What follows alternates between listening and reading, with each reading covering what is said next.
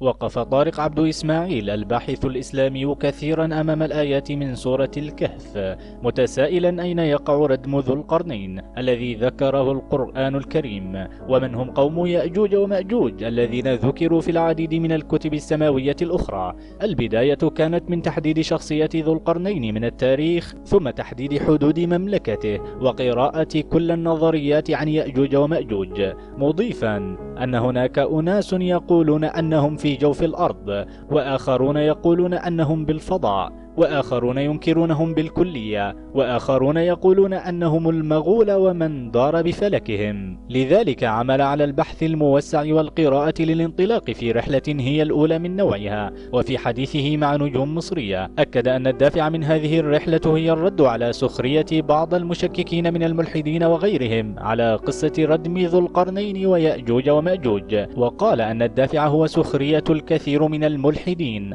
على مواقع الإنترنت والقنوات من قصة ردم ذو القرنين ويأجوج ومأجوج، وتصريحهم بأن القرآن الكريم يكذب على الناس بخرافات. ولو أن الكلام صحيح، فأين الردم الكبير؟ وأين يأجوج ومأجوج؟ ومن هو ذو القرنين؟ وتابع أن الدافع هو الزود عن مصداقية القرآن الكريم في هذا الجانب، ولتحقيق هذا الدافع لا بد لصاحب الفكرة أن يكون قارئا جيد للتاريخ القديم حتى نجمع بعض الخيوط لنصل للحقيقة. البداية كانت من تحديد شخصية ذو القرنين من التاريخ، ثم تحديد حدود مملكته وقراءة كل النظريات عن يأجوج ومأجوج. وأضاف قائلا: ظليت عاما بمفردي أقرأ وأسمع دليل وكلام كل مجموعة مما سبق، وقراءة المراجع التاريخية، وقراءة المراجع الجغرافية، وتفسير السلف الصالح، وأقوال الأحبار والرهبان من اليهود والنصارى. وبعد أن اطلعت على كل الاتجاهات المختلفة وتنقيح الأمر والاستدلال على موقع الردم باستخدام جوجل إيرث،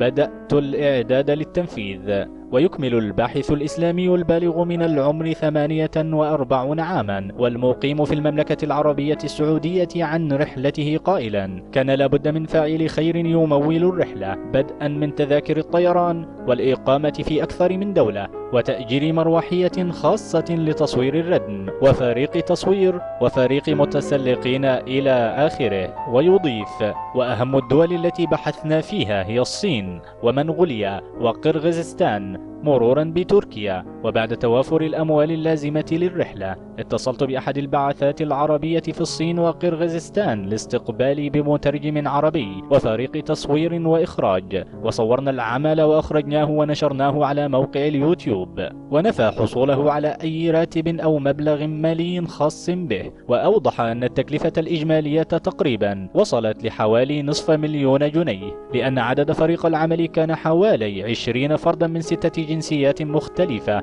هي مصر والسعودية والصين وروسيا وقرغيزستان وأوزبكستان. حدد الباحث الإسلامي هوية ذو القرنين بالملك كورش الفارسي بعد بحث حثيث في الكتب والمراجع، وأن مكان ميلاده كان فارس في القرن السادس الميلادي، وكان ملك صالح يوحد الله، وكان ملكه يشمل معظم العالم القديم متمثلا في قارات آسيا وأوروبا وأفريقيا، وعاصمة ملكه كانت في فارس، وهذه العاصمة القديمة التي كان يحكم بها الملك كورش معظم العالم، وما زال قبره هناك حتى هذه اللحظة. وحدد العين الحمئة التي ذكرها القرآن الكريم بأنها بحيرة في بشيكول في قرغيزستان، حيث قال الله تعالى في سورة الكهف: حتى إذا بلغ مغرب الشمس وجدها تغرب في عين حمئة ووجد عندها قوما قلنا يا ذا القرنين إما أن تعذب وإما أن تتخذ فيهم حسنا.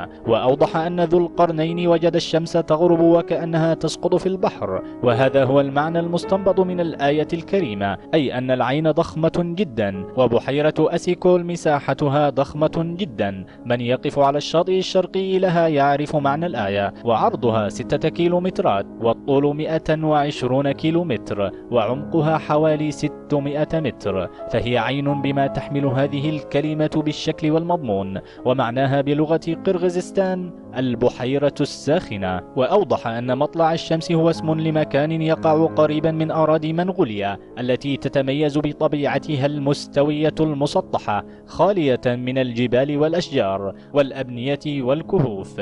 ويظهر مغرب الشمس ومطلعها في أعلام عدة دول بقارة آسيا، ابتداء من قرغيزستان حيث قرص الشمس الذي يتوسط علمها، مرورا باليابان التي تعني مطلع الشمس، علاوة على كوريا ومنغوليا حيث عبادة الشمس والتعلق بها. ويؤكد الباحث الإسلامي أن يأجوج ومأجوج متواجدين حاليا ومتفرقين في منغوليا والصين وسيبيريا وشرق آسيا بوجه عام حتى يأذن الله بخروجهم، حتى أن عددهم سيصل في نهاية الزمان إلى 2 مليار أو أكثر، وسيشربون بحيرة طبرية كاملة. وأوضح أن بلاد سيبيريا ومنغوليا هما امتداد جغرافي وثقافي لشعب يأجوج ومأجوج، وعرف عنهم أنهم قوم صغار الأعين يشبهون المغول الذين من نسلهم التتار، والذي واجههم الإسلام في التاريخ الإسلامي وانتصرت مصر عليهم. وأن منغوليا تعتبر جنكيز خان زعيم منغولي وصيني أيضا، وكان متوحشا في حروبه وقائدا عظيما. ومن طرائف الأمور أن لو تمت كتابة محاربي آسيا على موقع ترجمة جوجل والطلب من الترجمة نطقها بالصينية سينطق مأجوج ومأجوج. وأكد على أن مكان الردم يقع في الحدود القرغيزية الأوزبكية، وهي قريبة من الصين وسيبيريا بروسيا، وهي من دول الاتحاد السوفيتي، لافتا النظر إلى أن المروحية المستأجرة في الرحلة هي M8 روسية الصنع، وقد اشتركت تلك المروحية في حرب أكتوبر عام 1973. وتابع: السلاسل الجبلية كانت في عهد ذي القرنين تمثل حاجزا بين قوم يأجوج ومأجوج من جهة قرغيزستان ومملكة ذي القرنين من جهة أخرى، إلا موضع ممر جبلي يقع بين جبلين متقابلين كان يعبر منه هؤلاء القوم ليفسدوا في مملكة ذي القرنين من جهة حدود أوزبكستان الحالية. لذلك أقام ذو القرنين هذا الممر الجبلي بالحديد وجعله قائم عمودي كباقي الحواجز الجبلية الطبيعية المتصلة به في هذه الحدود، وبذلك قطع عليهم الطريق. واستطرد قائلا: الخرائط القديمة لمملكة ذي القرنين تظهر الحد الشمالي الشرقي مارا بهذا الردم المشار إليه على الحدود القرغيزية الأوزبكية. وفي ظل الخلافة العباسية وصل سلام الترجمان وكتيبته بعد رحلة استمرت عامين بدأت من العراق وانتهت بهذا الردم.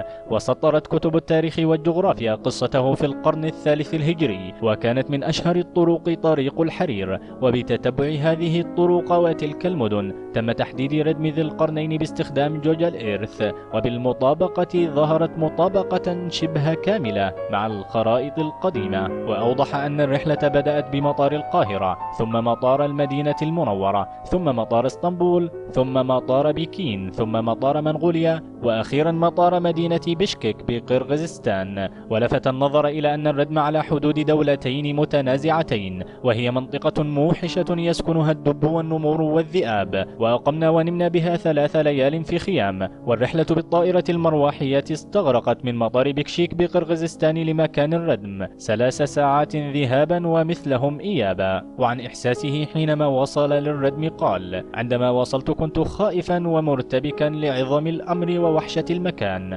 فالمنطقة على امتداد عشرات الكيلومترات خالية من البشر ولها حيوانات مفترسة. وتابع: شعرت أنني أمام حدث كبير رغم صغار شأني وكرم الله وتوفيقه، وشعرت أن النبي صلى الله عليه وسلم لا ينطق عن الهوى، فهي منطقة منعزلة وعرة مرتفعة، عدم وجود طرق للسيارات أو حتى المشاة، فقط الخيل، فالمنطقة قطبية والجليد طوال العام. واستطرد قائلا: الطريق البري بين الردم والمطار يصل لحوالي 50 كيلومتر، وضللنا الطريق حتى بسبب وعورة المكان، والجبل هو أعلى جبل بالمنطقة، ولقد كان معنا جهاز كشف المعادن وأظهر أن الردم مصنوع من النحاس والحديد، والردم فعلا كان بين صدفين وهما جبلين. وأنهى حديثه قائلا: لا توجد تجربة تشبه تجربتي بالنسبة لهذا الردم. وعن بعض الفجوات الأرضية التي ظهرت في روسيا قال إنها عادية تحدث دائما،